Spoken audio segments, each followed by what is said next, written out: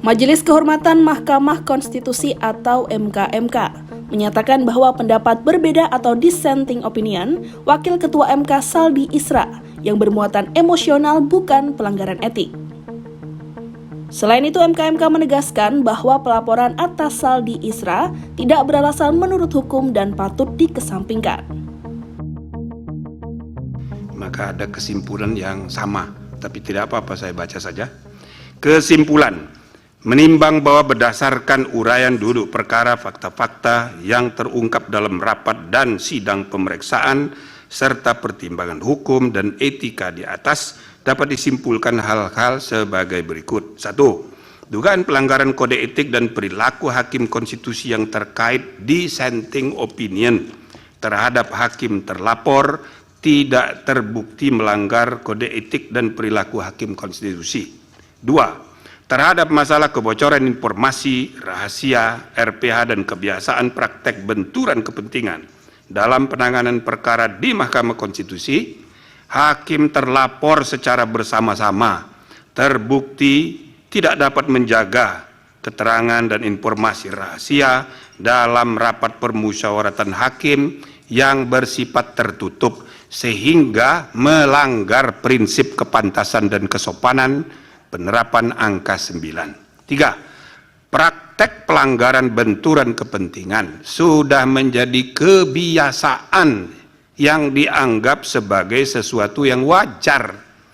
Hakim terlapor secara bersama-sama dengan hakim lainnya membiarkan terjadinya praktek pelanggaran kode etik dan perilaku hakim konstitusi yang nyata tanpa kesungguhan untuk saling ingat mengingatkan antar hakim, termasuk terhadap pimpinan karena budaya kerja yang ewuh pekewuh, sehingga kesetaraan antar hakim terabaikan dan praktek pelanggaran etika biasa terjadi.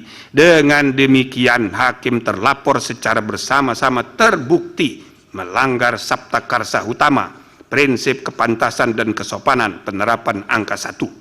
Rekomendasi dianggap sudah dibacakan.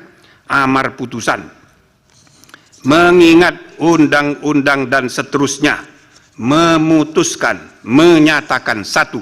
Hakim terlapor tidak terbukti melakukan pelanggaran terhadap kode etik dan perilaku hakim konstitusi sepanjang terkait pendapat berbeda atau dissenting opinion.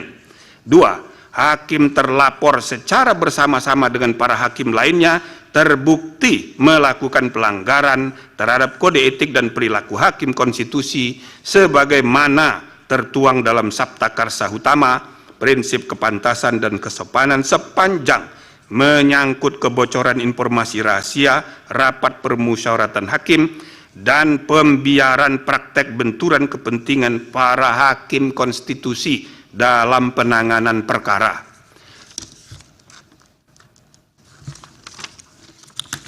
3. Menjatuhkan sanksi teguran lisan secara kolektif terhadap hakim terlapor dan hakim konstitusi lainnya. Demikian diputus dalam rapat Majelis Kehormatan oleh 3 anggota Majelis Kehormatan dan seterusnya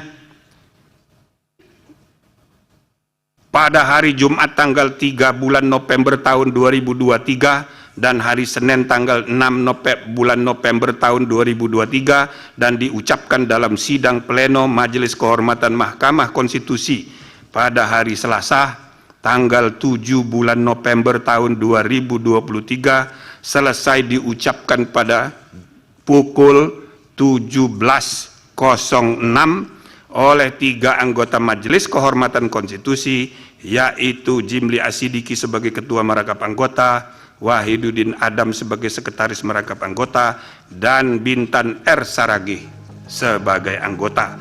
Demikian ditandatangani. Lanjut.